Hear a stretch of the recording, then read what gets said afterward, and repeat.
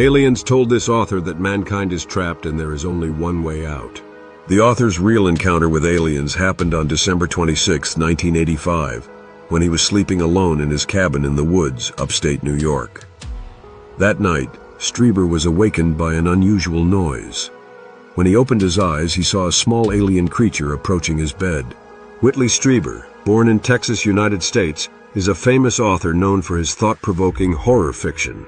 However, it was his book Communion that garnered significant attention, particularly from the UFO community. His book changed this dynamic almost instantly, attracting widespread interest beyond the usual ufology circles. Throughout the world, there is a certain type of face, a being that's seen again and again and again.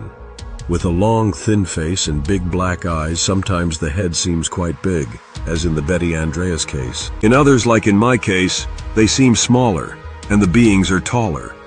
But that basic configuration, that basic sort of non-human configuration, seems to be repeated again and again and again in experiences all over the world, Strieber said.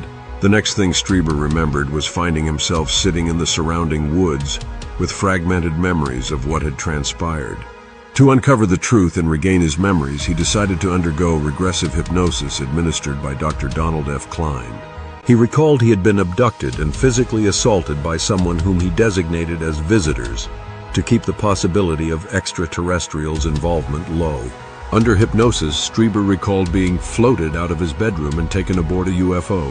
During this experience, he encountered 4 different types of alien beings: a small robot-like being, a short and stocky type, a slender one, and a weak-looking being. Whatever he had recalled in the hypnosis became the story of his best-selling novel. Since that night, he was full of curiosity about the unknown visitors. Strieber described that one of the beings had captivating black slanted eyes, while the last being had black button eyes. He further said that he underwent medical experiments conducted by those extraterrestrial beings. The experiments included a needle being inserted into his brain and an object being inserted into his rectum. Additionally, the beings extracted a blood sample from him by making an incision in his finger, indicating a series of invasive procedures. As a result of the bizarre incidents described, Dr. Klein diagnosed Strieber with temporal lobe epilepsy, a condition known to cause hallucinations. However, Strieber did not accept this diagnosis and continued to claim that his abduction was a real experience. In fact, he went on to establish a foundation to provide support for other individuals who claim to have been abducted by aliens, forming a support group for alien abductees. In 1998, Strieber had another strange encounter at the Delta Chelsea Hotel in Toronto. He was awakened at 2:30 in the morning by a knock at the door, expecting room service, but instead found a mysterious man. Strieber told the Huffington Post, "I got up to open the door thinking it was the room service waiter. It was not.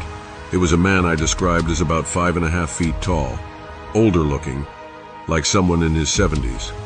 He wore dark-colored clothing, a turtleneck, and charcoal slacks."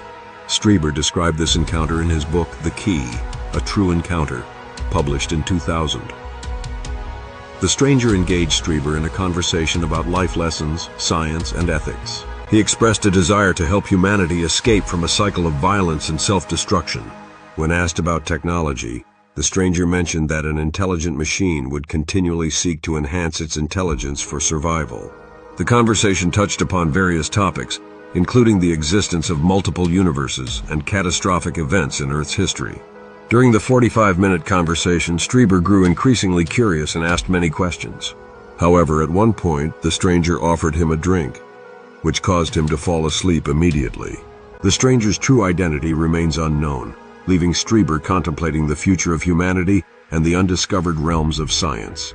While many people remain skeptical about Strieber's claim of alien abduction, John B. Alexander, a former Green Beret commander and weapons developer, has regarded Strieber as an intelligent and thoughtful researcher in the field. Author Whitley Strieber approached the subject of alien abductions differently than his contemporaries in the 1980s. While others focused on the idea that extraterrestrial scientists were stealing human DNA, Strieber delved into the controversial aspects of his own experiences with what he called the visitors. He used this term because he was not sure if his captors were truly alien in the conventional sense. Strieber believed they might represent something beyond human comprehension. In his book Transformation, a sequel to Communion, Strieber explored traumatic encounters of abductees who believed the visitors, also known as Greys, had the ability to extract the immortal human soul from the physical body. He received a response from the visitors explaining that they recycled souls, and that Earth was like a school where souls learn, grow, and evolve through successive reincarnations. Strieber's realization that the abduction phenomenon was stranger than initially thought was shared by Harvard professor John E. Mack. Mack encountered abductees who believed the entities they encountered were soul stealers. In Mack's book Passport to the Cosmos, he recounted the story of an abductee named Greg, who feared being separated from his soul, believing it would lead to the end of his consciousness and existence.